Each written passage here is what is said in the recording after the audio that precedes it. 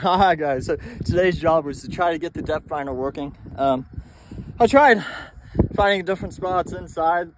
It's supposed to be a glue inside hole installation. I tried several locations.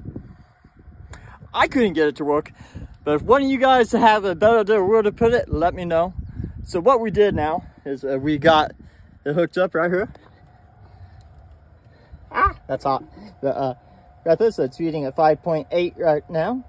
About 6 foot, 5.8, 6 foot, something like that. That sounds pretty much accurate from where I am.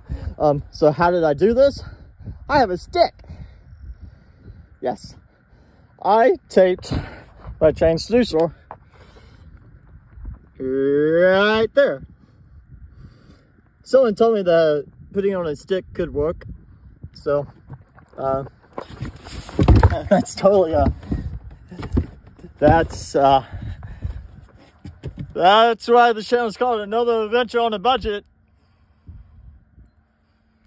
Not recommended, guys, but whatever it takes. I don't have to hire out jobs. And now we have a depth finder that is giving some type of readings. How accurate those readings are, who knows?